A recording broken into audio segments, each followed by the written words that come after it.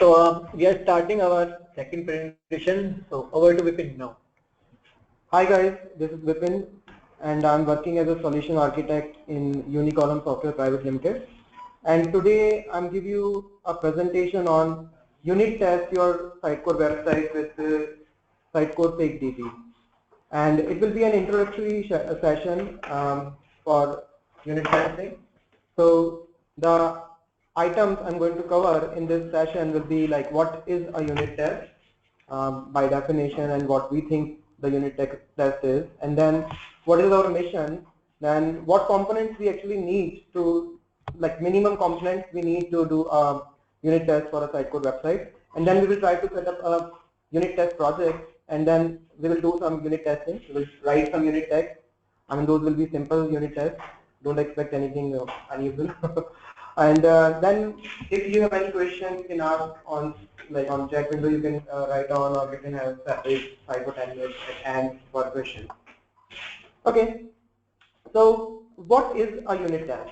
So like what I think a unit test is some code written to verify the functionality of actual code that is supposed to run in a production environment.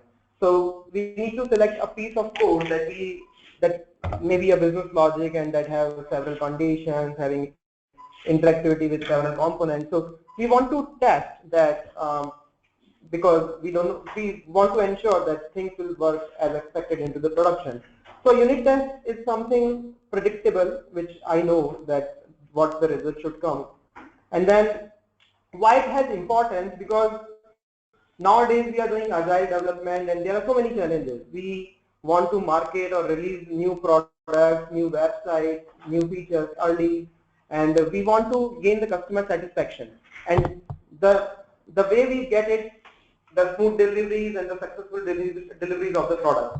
So unit test can help us in that way. And before starting on unit testing, we need to think of some of the things, because you need to write the code again to verify your actual code. So first of all, you need to decide, okay, what piece of code you want to test, and that piece should be a minimum testable piece. You can, so that you can test it again and again, and that doesn't take much time. Then you need to think about how the data is going to be prepared for that unit test, because you cannot use the actual database servers or actual web services for your unit test, because you cannot assume that data which is in a database or production database is correct for your unit test. So you need to think how you are going to create the data over that your unit test is going to run.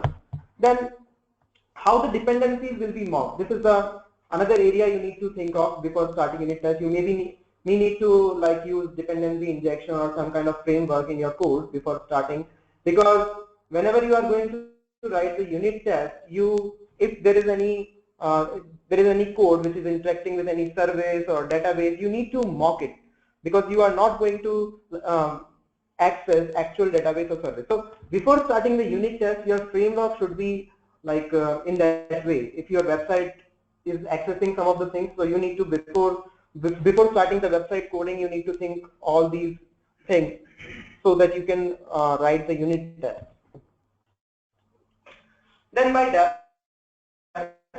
if we go by definition, personally I really like this definition by Roy Orgel in the book The Art of Unit Testing. He said a unit test, and previously, before reading this definition, what I was thinking, a unit test is a kind of single function defined in a class. But after reading this definition, I think the unit test is the logical portion of your code.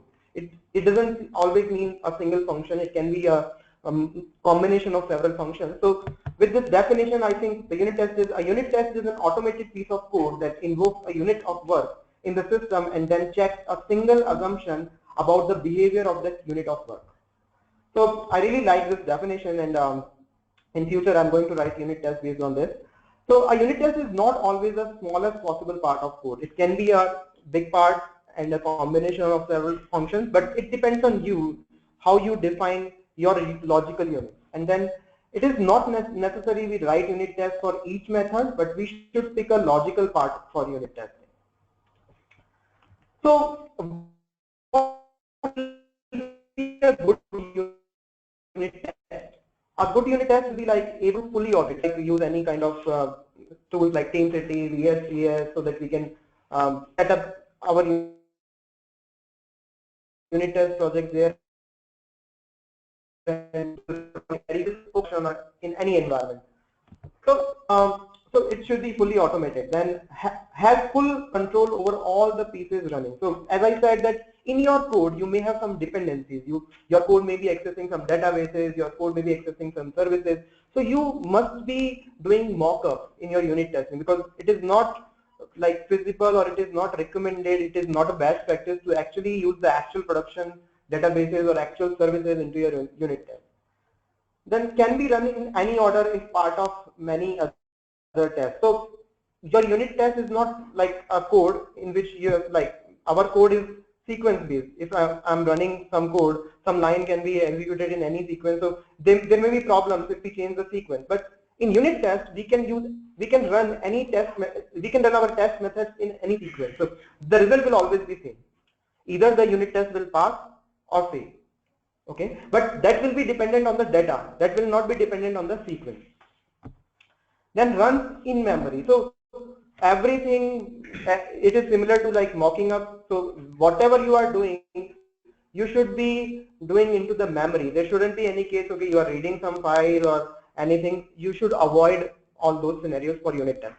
Then consistently returns the same result. So a unit test is successful if you are running the same unit test with same data again and again and you are getting the consistent results. If your results are changing, there is some problem. So what is a unit test look like? So unit test has some parts. So on the left side you can see what a unit test structure will be. As I said that it will be a code, so you need to write some methods and we will show you some samples. So your unit test code structure should be like, first of all you need to mark your method. Okay, this method will be a test method, so that whatever framework you are going to run your unit test with can understand, okay, this is a test method, I need to run it and verify whether the output is successful or not. So first thing is you need to mark your method or class. Sometimes you need to mark your class as well, but that depends on the framework you are using. Then you need to define a function, and that function will always be void, and it will be a public function. Then you need to give it a name, and every unit test will be having three parts. One is arrange. Arrange means whatever you are going to test the functionality for, you need to arrange the data. Okay, this data I need for this test. So you need to write code or write logic to get data. And then the act portion, in which you are actually going to call your actual method, okay, that is going to behave on that data.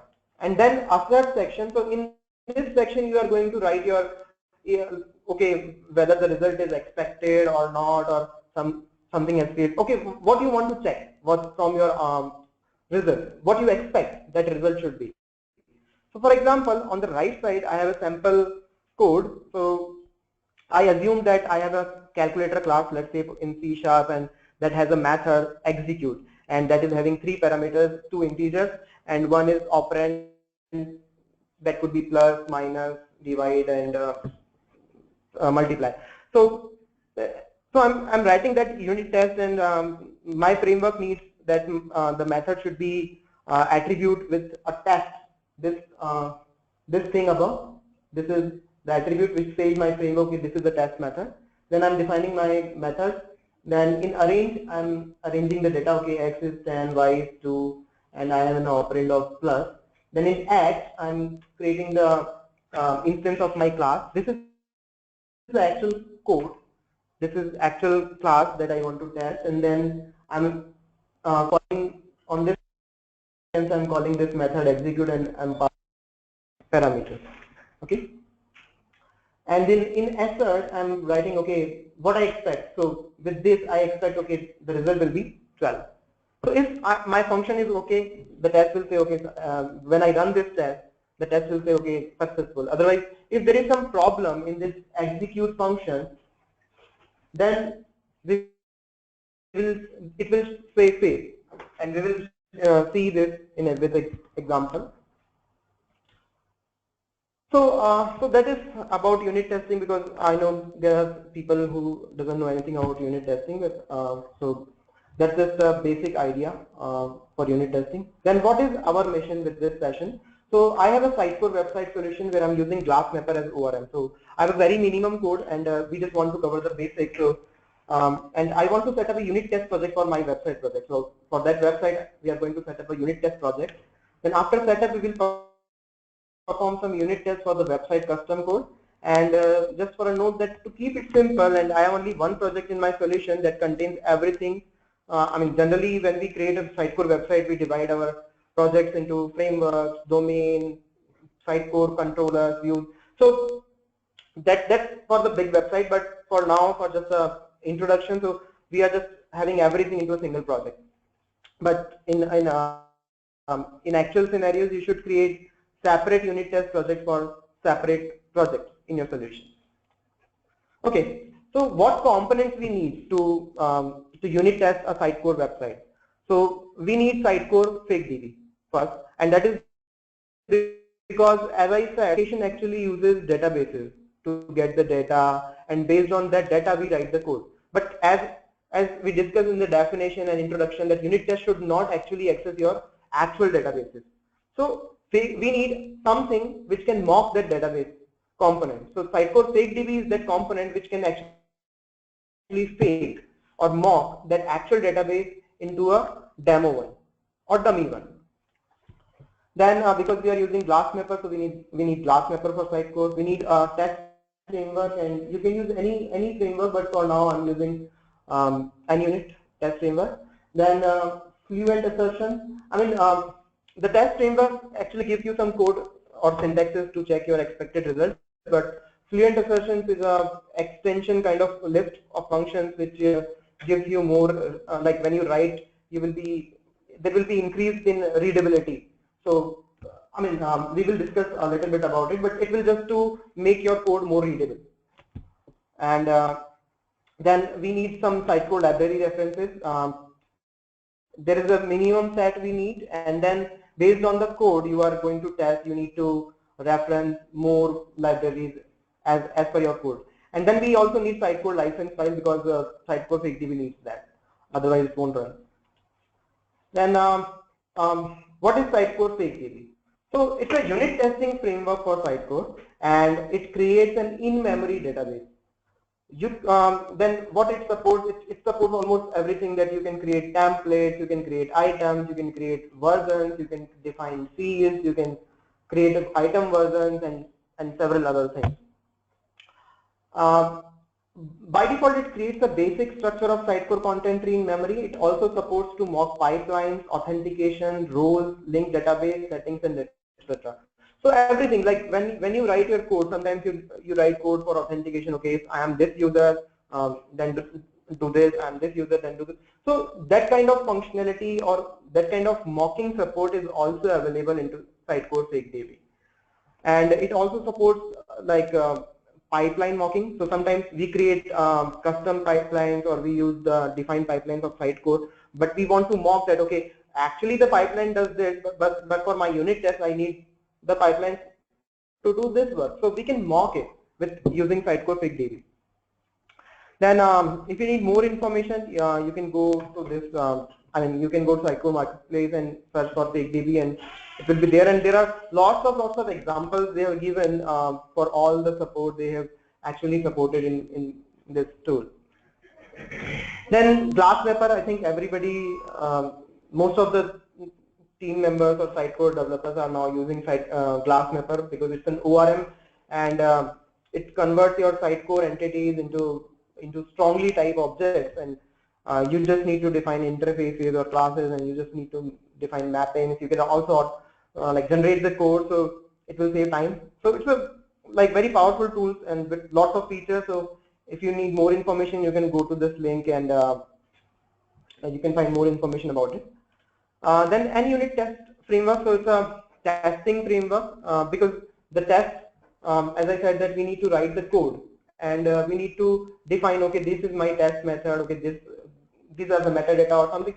So we need to tell something about that that code which we are defining, and we need a framework for that. So I'm using NUnit. If you want to, like, there's several things. Sometimes whenever I'm writing code, I need, okay, before starting execution for this method, I need to initialize this class, or something has to be done in the start. So there are so many things we need to think before starting the unit test. So if you want to learn about NUnit and what features it gives, you need to go into this these URLs, and then you can find out.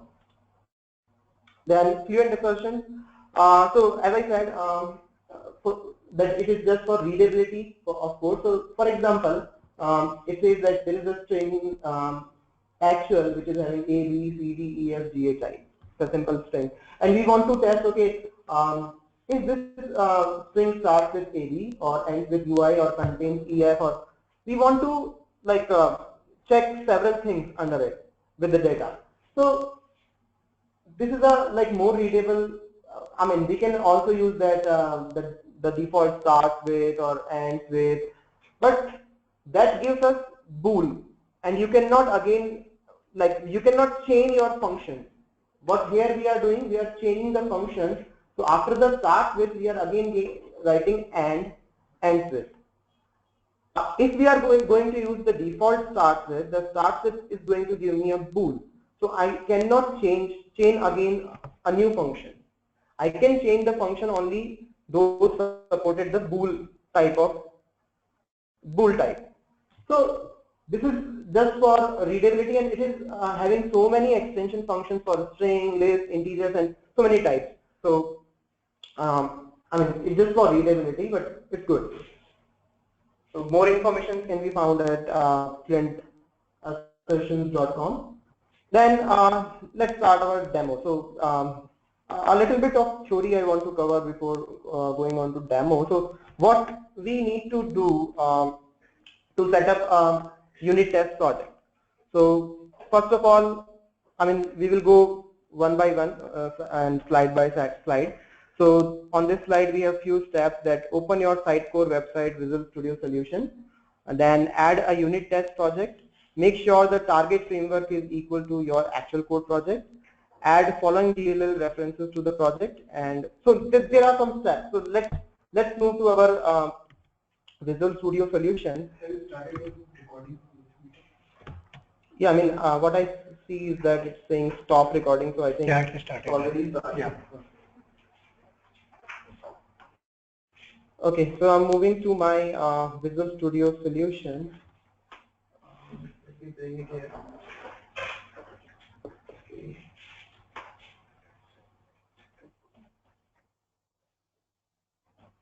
Okay, so this is my Visual Studio Solution, and I have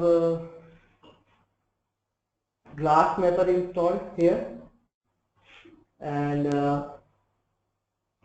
I have very minimum code. I have only one controller rendering, and I have a few extension methods, and I have some computed index. So let's assume that we want to add a unit test project for this website.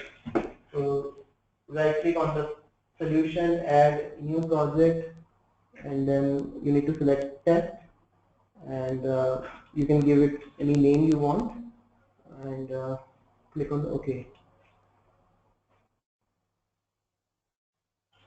Okay.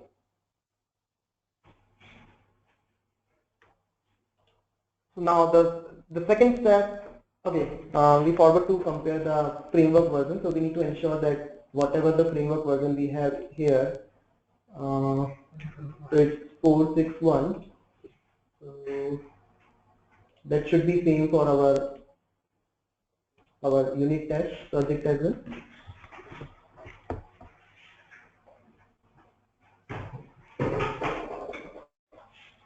Okay. The next steps are that we need to add some DLL references in this project, because we are going to we need to test the Sitecore functionality, and I mean our code, but our code is built on top of Sitecore code, so we need those DLL references in this project. So I mean, there are two ways. One is like you can use NuGet package, and you can use like from there you can get the DLL references. But sometimes, because all of the DLLs are not added as no reference there, and you need a single DLL instead of a bunch of DLLs. So I personally recommend that using like copy the DLL from your bin of your website folder and then refer into the project. So I've already collected some of the DLLs, so I'm going to add those. Add reference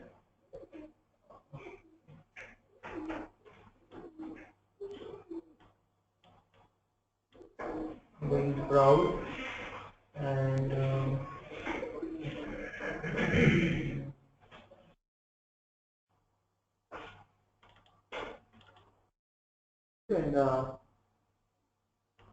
I have so many DLLs here. Those are being copied from the bin of my website instance, and the DLLs I need to use are system.web.mvc, then system.web.webpages, sitecode.nexus, sitecode.kernel, sitecode.mvp, and Microsoft extension, dependency injection.abstractions, and dependency injection.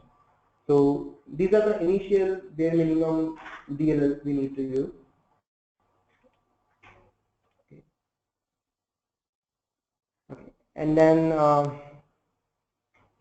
I mean, you may need to add more based on the code you have in your project, but for now we are adding only these. And then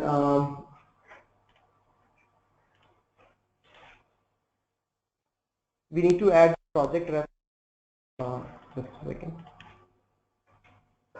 Yeah. So let me go back to my solution. Add reference, and in the project we need to select our project which we are going to unit test. Now we need to install some of the packages, the glass mapper, sitecode, NUnit, current assertions, and sitecode 50. So let's install those. Browse.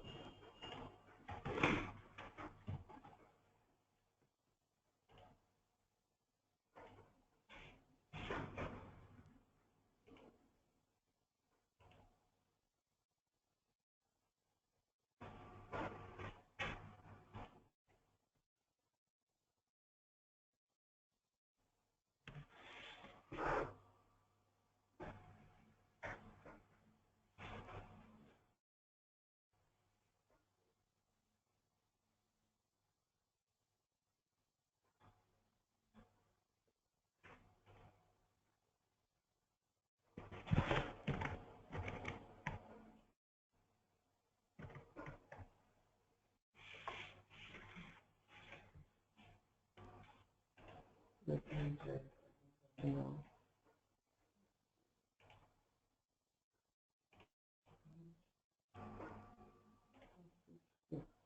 Okay.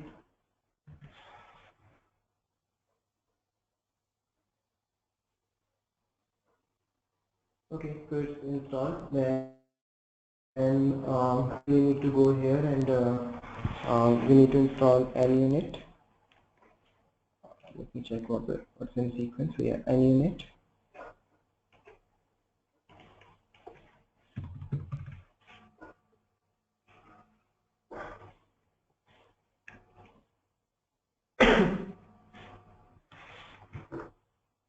Is there any version dependency of this?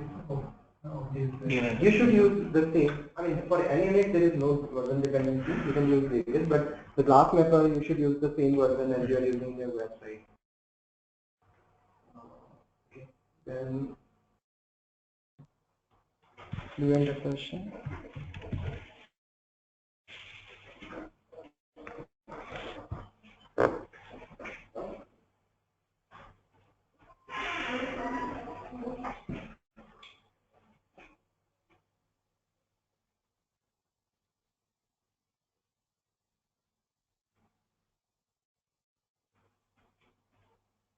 then Sitecore Fake DB.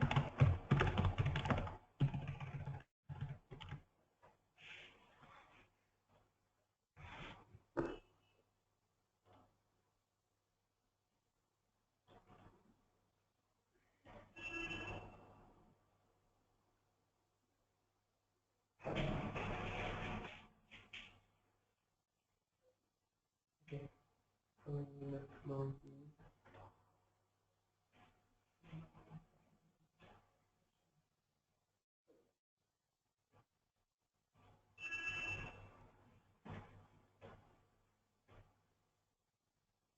Okay, so the next step is we don't need these app configs because they're all from Glass method, so we can just remove these.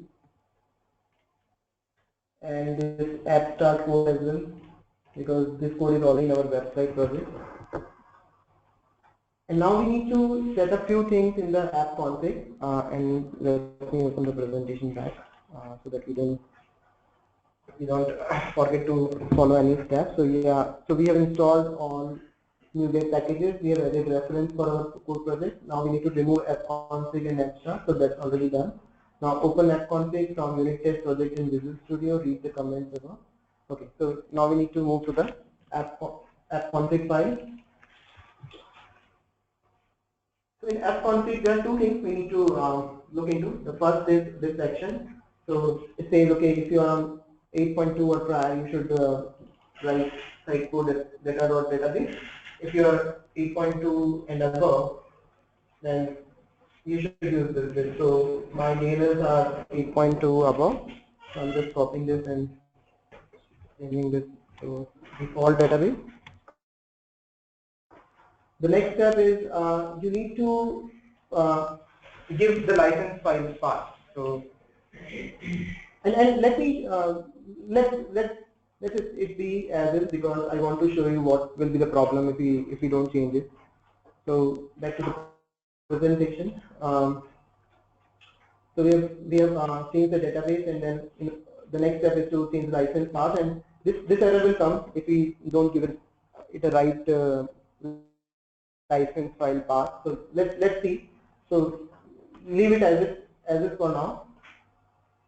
Then let's create our first unit test to check what Sitecore Fake DB gives us. So let me add a class.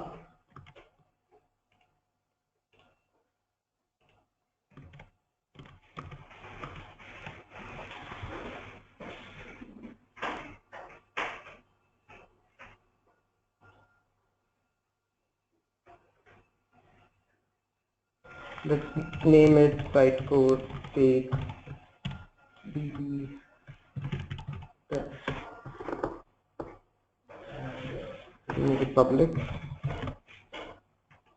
and let's go to presentation because I have code there. So let me copy the code. Give me a second.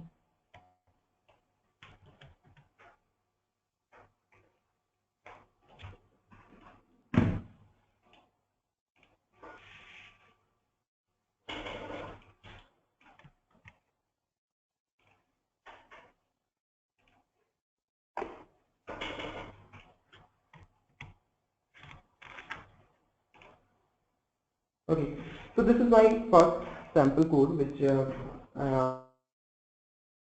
only checks for a particular item in the Sitecore Fake DB. So first of all, in arrange, we need to create an instance of Sitecore Fake DB, and for that we just need to write where DB equals to new DB, and it is necessary that we need to dispose it, so code into the using or whatever the way you like, but we need to dispose it. Then our X portion is, okay, get this item from this DB.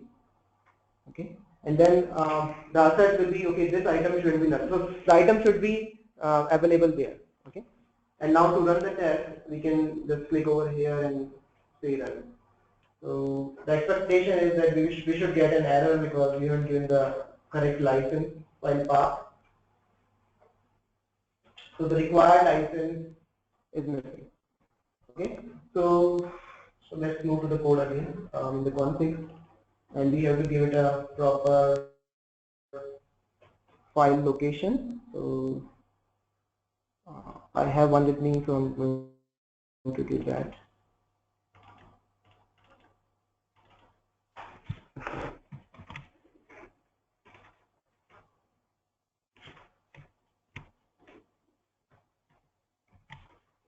Okay, and then run it again.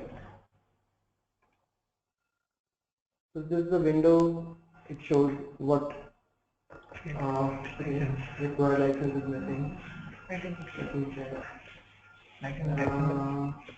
Oh, okay. I forgot to give the file name.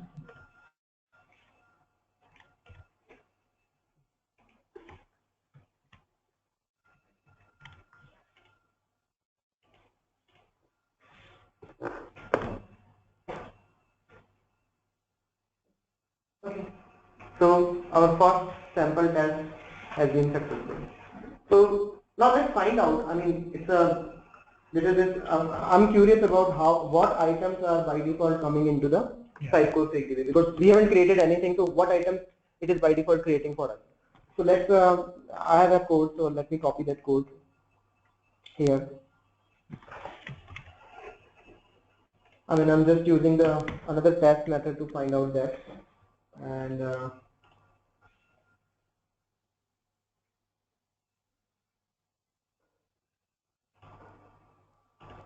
oh, I think I've copied it wrong place.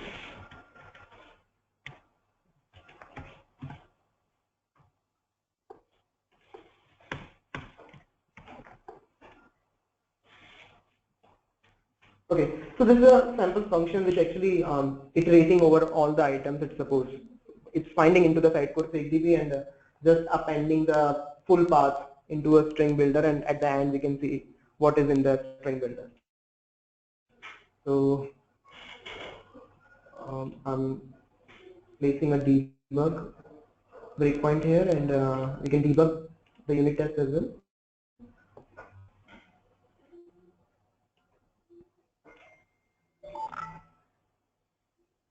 Okay, so now we are on our breakpoint, and we can see these values.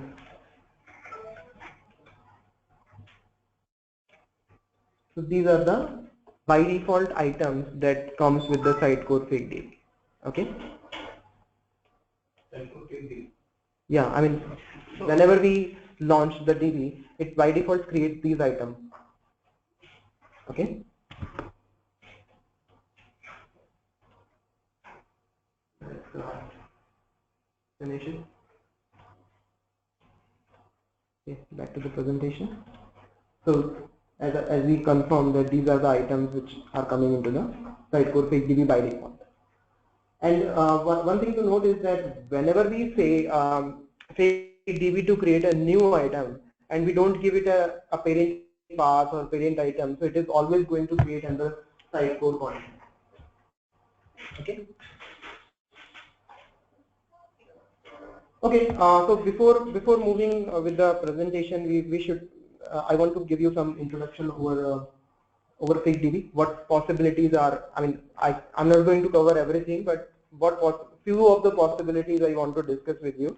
So let me copy some of the code which I have already with me.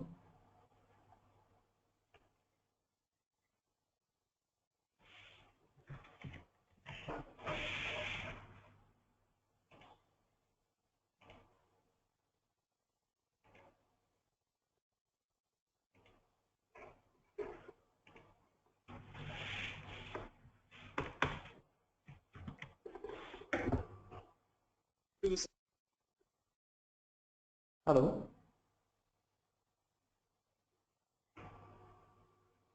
Is there any question?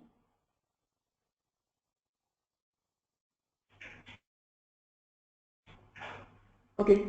So next is like what possibilities we have. So let's suppose you want to add some hierarchical items into the FakeDB. You want to add home, and then you want to create a sibling for home, or you want to create a child item.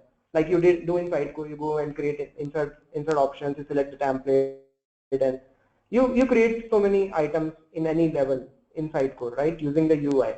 how you would do it that in FakeDB, because there is no UI. Okay, so this is the way. So you have to first define your DB, and then you will define, okay, this is my new item, and because you are not giving any parent item here, so it is always going into the sitecore content, which is by default available. So home will be created under that, and then because I'm wrapping it, so it will be a child item under the home, and then I'm adding another item on the same level, sibling. Okay, so these will be home, and sibling will be siblings of each other, and child will be a child for home. Okay, and then in test, so this is where we arranged our data, and then in test we are just saying, okay, get this item, and because if everything is working properly, so our test says, okay, the home should not be null, the home children should be child, okay, and then the sibling name should be sibling. So just for testing purpose, okay, we have created some items and verifying that the expectation, based on our expectation, the items are created or not. So we can run this test. Should support hierarchy.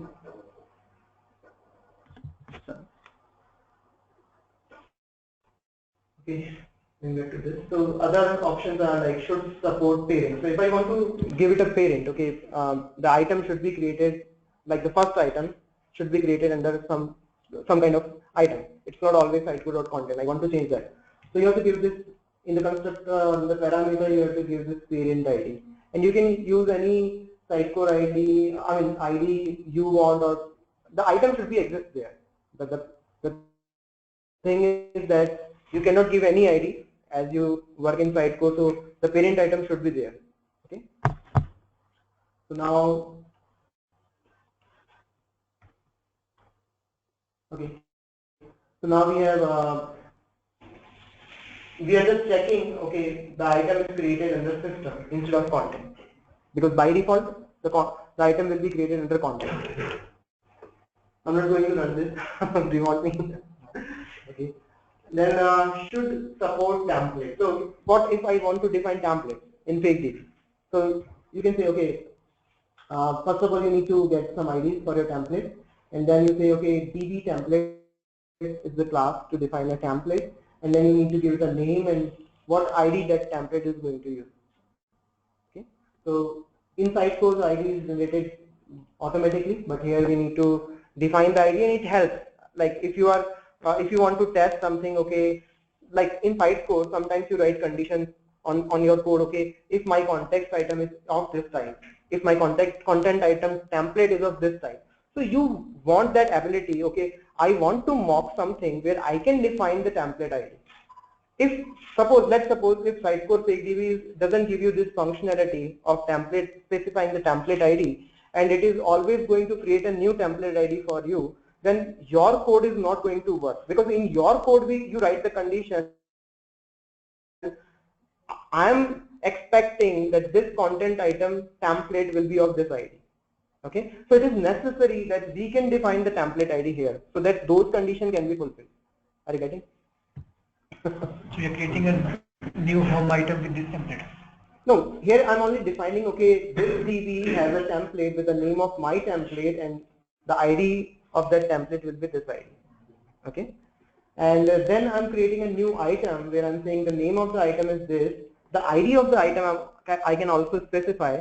So I'm specifying the ID, otherwise FakeDB will create the new ID, and then what template that item will be based on. So that is syntax. So just a question. Yep. Yeah, you agree. In double quotes you are mentioning the exact name, like if you scroll upwards, that child you created. Yeah. So that's the item name. So instead of this child in the get item, I think if you mention some other name, like in this aside home children child, if you mention some other name, it will fail. Yeah, because that item will not be there. So let's try. So if I run this again now.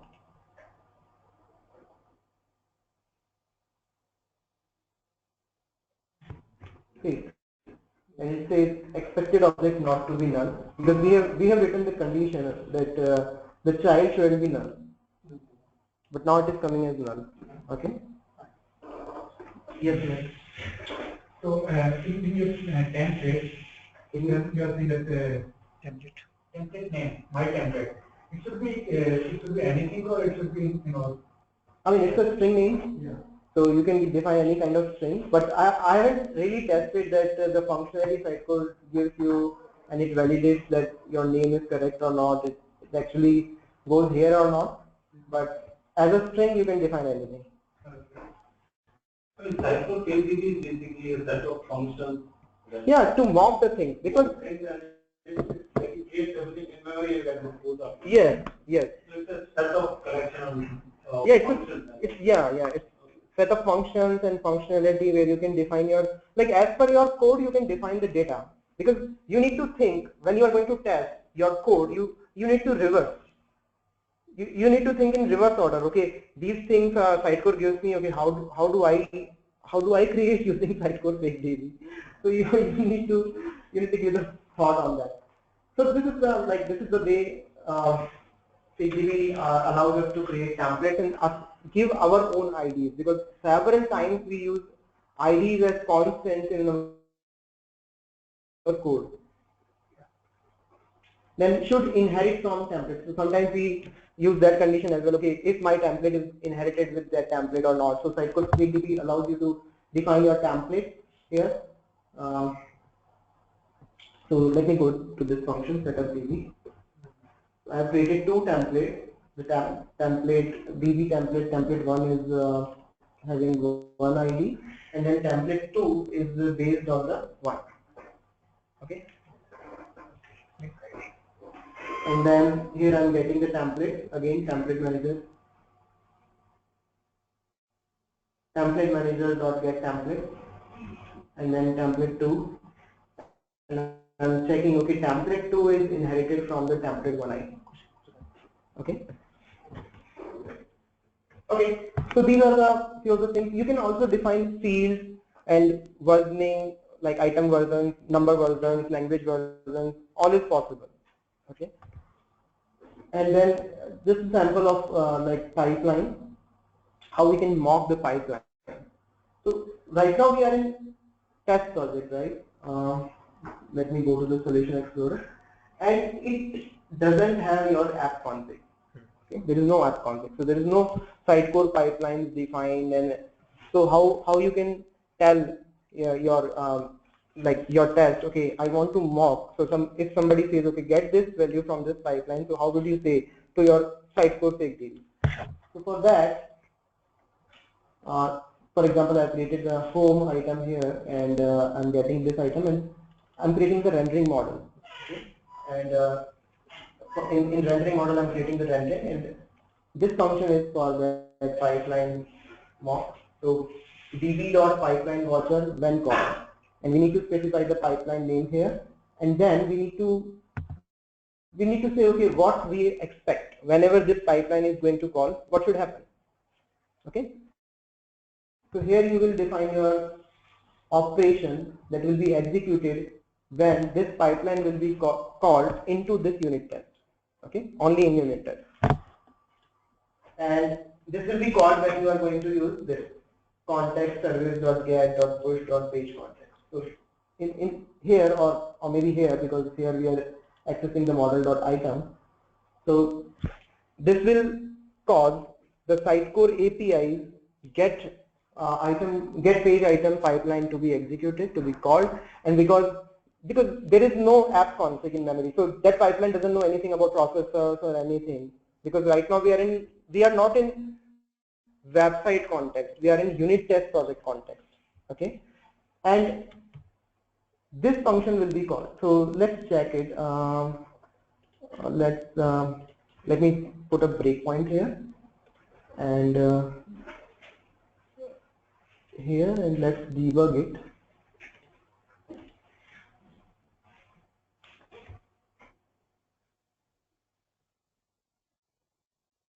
Okay, so I'm here, still the pipeline has not been called. I'm going now. When I access the model.item, the pipeline has been called, and the version, like whatever the mock we have defined, has been called, and this will actually return the data now. Okay. So from Sitecore FakeDB perspective, you can, if you want to learn more, you can go to the marketplace and see the documentation. Now we will move towards like in our code, how we have written few of the test cases and what problems we noticed and how it helps. So, for example, I have a computed index, and literally this problem we have faced yesterday. And actually, this we are not using any unit test in that project, but we thought to use that as a sample. So this is our concept, and let me show you the site code first for our website where we have got this problem. And unit test may have saved our hours because we have spent around 1 or 2 hours in identifying what's the problem, and like whenever you say computed index in Sitecore, there's no UI to verify your computer index are working properly or not. It is just that if you can check it by functionality, or you need to go into the log to see, okay, if there is any error or not. Yeah, in Azure you have that UI, but still you need to find out, okay, or set alert if there is any error or not. But unit test can save your time. Like before going into the production, you can find out, okay, there is a problem. So we literally got this problem yesterday, and the problem was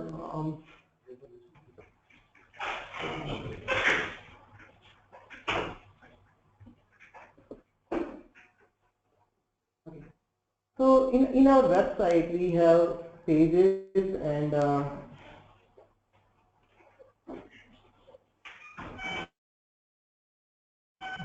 so this is one of them. We have this content type field, which is a metadata kind of field, which is giving list of another configuration items, and here we have these content types, and every content type has name and a CSS class. Okay, and we wanted to like index this value because we are using. Okay. Yeah, control and yeah, that's not bad. Okay. So yeah, so I was on this item. So this is my item, and then what I was saying that we have a content type field here, which is a metadata, which is actually referring the items from this folder, and in these items we have a field named CSS class. And what we wanted to do, we wanted to index this value because our architecture needed that. So we have written a simple computed index field. Let me show you computed index, and let me show you the code for that.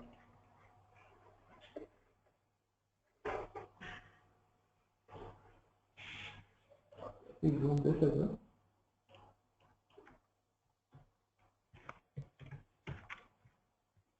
Okay, so as Sitecore standard says, we have to create a class with inheriting from iComputerIndex field, and we need to define a function. We will get the indexable item, and here is our logic. So we are just getting the item. We are reading our content type field from that item. So here the item is services. Okay, and then we are reading the content type field from that services item, and then we are assuming that we have a raw ID field value, and based on that ID field value we are accessing the actual content type, which is metadata, and then we are just checking, okay, if we have got the item or not, and if we got the item, we are just reading the value and assigning it to the index. Okay, now what happened that there are like this code has some problems. So let's just run the test cases. So I need to add first add new folder. Let me compute it, and let me add the file. So I have the code ready.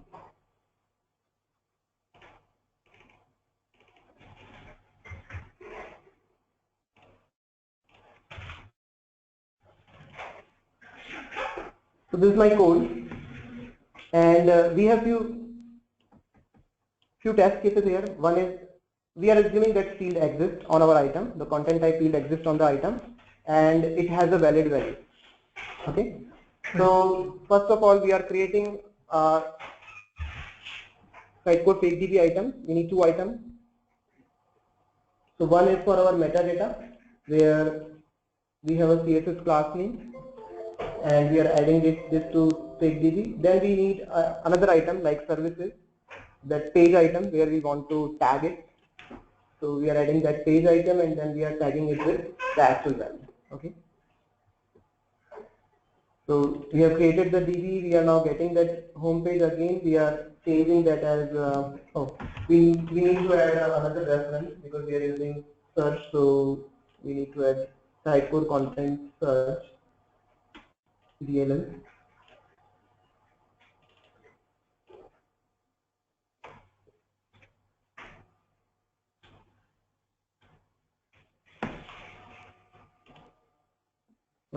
So we are just converting that item in a indexable item, and then we are creating the instance of our index class and calling the computed field value index. And we are expecting that because in our Sitecore SageDB we have used this as a class name, so we are expecting that this value will return back.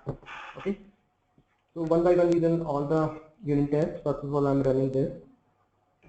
So this one computed index and then field exists valid value. So it's passed.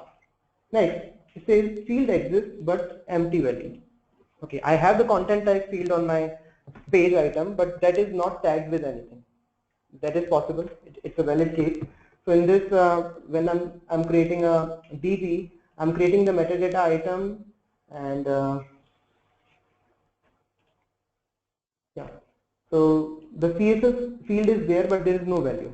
I haven't given any value to CSS class. Okay, and I have tagged it.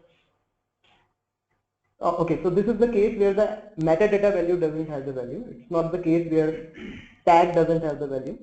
Okay, so our metadata doesn't have the value, but tagging is okay. So again, we just created the DB and we have written this code, the same code.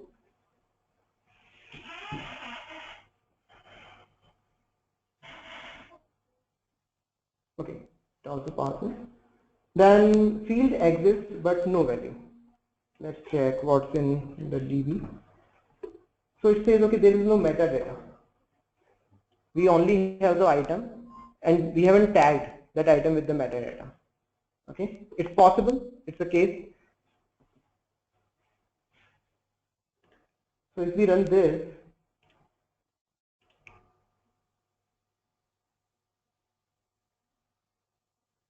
it fails. And the reason is because we haven't actually written any code here to handle those conditions where the item doesn't have that field or the value. Okay, and it's quite possible. Like generally, when we write code, we assume okay, yeah, things will be okay, and we miss some of the conditions. But if we want to make this code perfect, we have to place few conditions here. Okay, if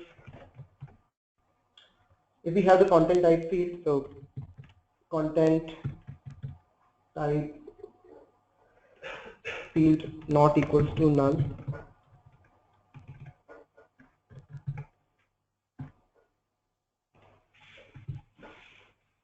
And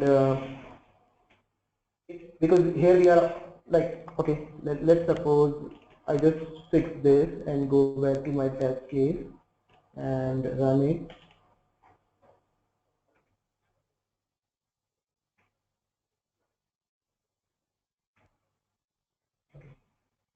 Now what's happening, it's reading this field value, but the field value is empty. Okay, and here I'm using that field value in id.parse. So id.parse is raising that error. Okay, you cannot assign me an empty string. So we need to also place a condition here and not string dot is null or empty content type field dot value.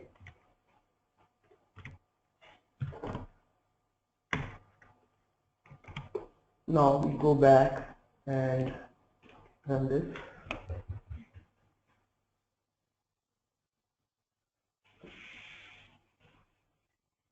And this is the case where we don't have a field. We don't have, like, we have the item, but there is no content type field. we only have the item, there is no field defined, so there is no field. If we go and run it, so because we already handled this case where we have written if field is not there, so just skip it. So it will be run, it will be successful.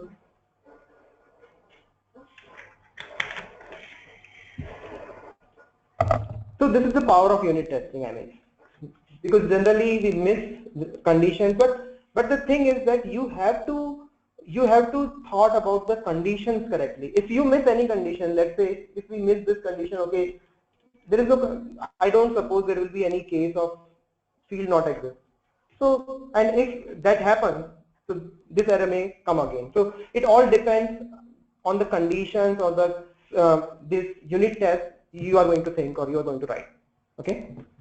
Okay. So this is one part. Then also I want to show you some glass mapper thing because we use glass mapper a lot, and how we can test the glass mapper thing. So to keep it very simple, I'm just going to use a simple method we generally use on all websites. So let's say I have a model where I have SEO. I mean, I have a template SEO, and this template has two fields: no index and no follow. And generally, we want to use it on every page where the author can control the indexing or SEO. So I have this SEO, and then I have a page-based class where I have inherited this from the ISEO, and I'm writing some extensions. A single extension, actually a get robust metadata, where I'll pass the page-based instance, and I'll check, okay, if no index, then I mean append, create a string which matches my requirement and give me the result. Okay, and for this, if I want to write the test case, what should I do? Because this is the glass mapper thing, and how would we say unit test? Okay, use the glass mapper to create the object from the site code FakeDB item and give us the result. So that's our target. So first of all, I need to create a test case. So let me add a folder extensions, and then I've already code written for it. So let me copy it.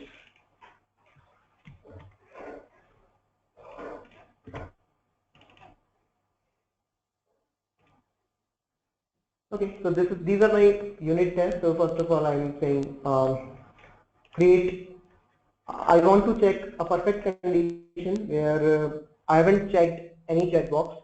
No index is unchecked and no follow is unchecked. So for that case, I'm expecting the result will be index comma follow.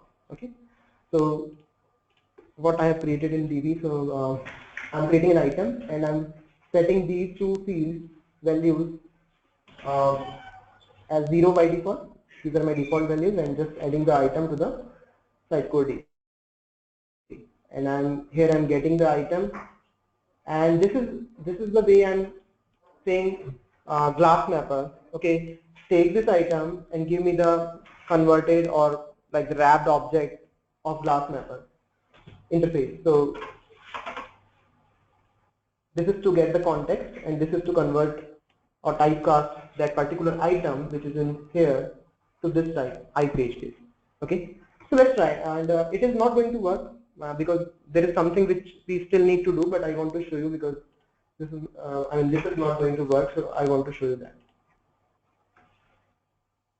So it's an extension page. Site code context requires a glass context.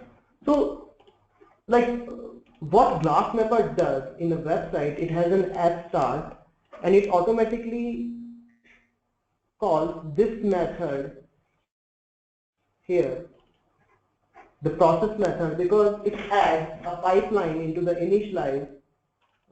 If you look at here, so glass mapper adds this processor into the initialize pipeline, and this is the hook which actually makes that possible, that thing possible, that whenever we say okay get this item and typecast this, so by this hook glass mapper set up everything what he requires to map that, and then it works. So how do we do that in our unit test project, because we don't have any app config there? Okay, so we need to go back to the solution. and we need to add a class here. So I'm naming that as setup because we want to do it once for every test. Actually, I have a code, so let me copy that code.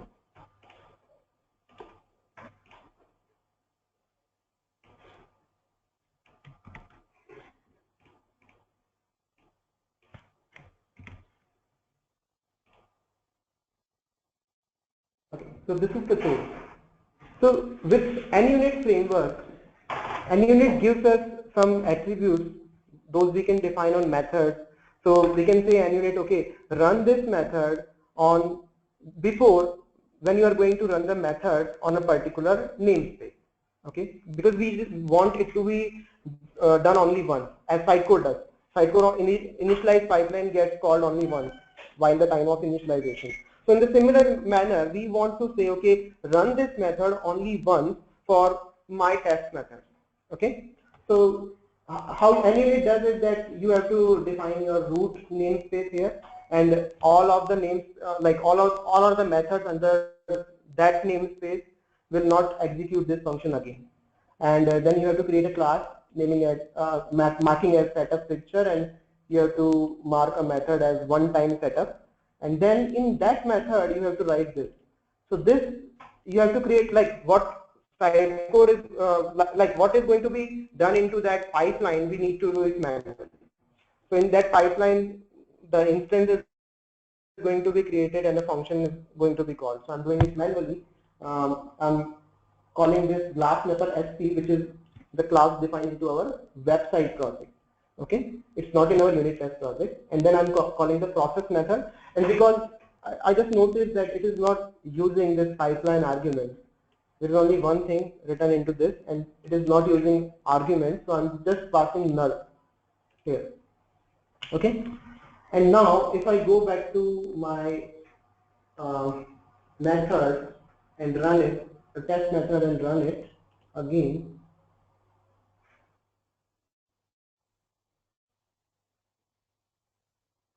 it's going to be successful. So this is the way, I mean, we can use Sitecode glassmapper and StateDB together, and these are all test methods to different to check different conditions for no index and no follow. One another thing which I want to show you is like how you can create renderings, and you can pass the data source in renderings while creating the unit test. So for example, I have a very simple and basic controller here, simple controller, and it has a rendering, and forget about the parameter for now. I'm not using this. I mean, it's still in my research that how we can use the parameter, rendering parameter, but that's still in research, so I don't want to include that here. But okay, so in my this controller rendering, I want to use the data source and convert the data source in this type, which is having only one field right now, body copy, and then I'm creating my model, and then I'm passing my model to you.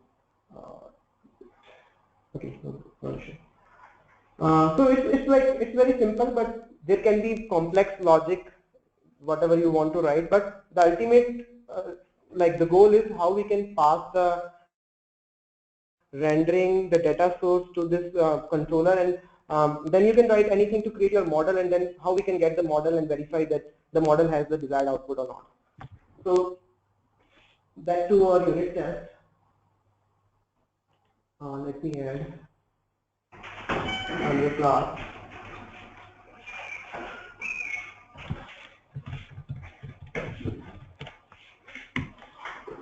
And let me get the code.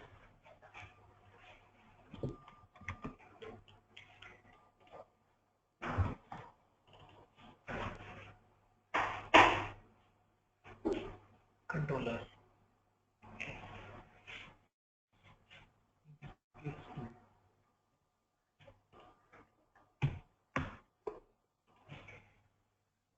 Okay, so I'm creating a DB here in this function, and I'm creating a data ID first because I want to check, okay, my rendering has that data ID or not, and then I'm creating a sample content that I want to pass into the, and then I'm creating the item. I'm passing the filling it if body copy field with that sample data, adding that item to the Sitecore DB. Then this is the Act section. So I'm again getting that item from the fake DB, and then I'm getting the ID of this item. Now I'm creating a rendering context here to create the rendering, and then creating rendering, passing the data source, pushing it to the context. Then I'm creating my controller instance, and then I'm calling the controller function, because that rendering controller rendering, when you create a Sitecore controller rendering, you define two things. One is the namespace of your controller, and then the action. So right now, because we don't have that possibility, that feature here, so we need to directly call the method. And a controller is a simple class, and all the controller function are like public methods for us. So I'm just calling that method, and I'm trying to convert it my desired output, and then I'm converting the model in whatever I'm expecting that model would be. And then I'm writing some of the test cases. Okay, my view shouldn't be null, my model shouldn't be null, my body copy should be this, and my rendering data source ID should be this. So whatever you want to like, but this is the way. I mean, if you want to create a context rendering and pass data source, then you have to write this, and then you can get view by this, and then you can get model by this. So if I run this,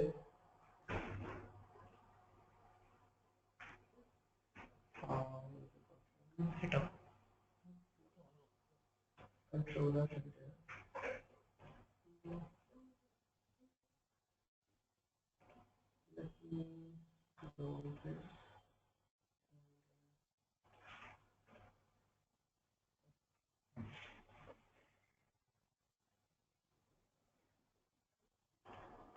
Okay, so I think that is it for this session. So if you have any questions, you can ask.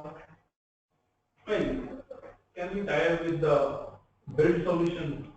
Yeah, I mean that's a separate thing. I mean, because we have unit tests ready with us, now we can set up it with our continuous integration or continuous deployment part, and we can set code coverage as well. But we need I think Visual Studio Ultimate for that. Yeah, with professionals, I think it's not supported code coverage, and so like just we can tie up with our build so that if this type of errors are there and if you are building a project, yeah, it will not be. Yeah, that we can do. That we can do. But I mean this is the basic start to achieve that goal. Yeah. So that's possible. Yeah. Okay. Is there any question on GT? So we can use the JUnit testing framework also. JUnit, I mean, I think that's for Java. So a unit test, because we have written code in .NET, so you need a compatible framework. Okay, anything else? So I think we can wrap up it here, and I mean that in the presentation I just wanted to show you this that we have already covered, that for glass mapper we have to set up this function, otherwise the glass mapper mappings will not going to work, and questions we have covered. So thank you very much, guys.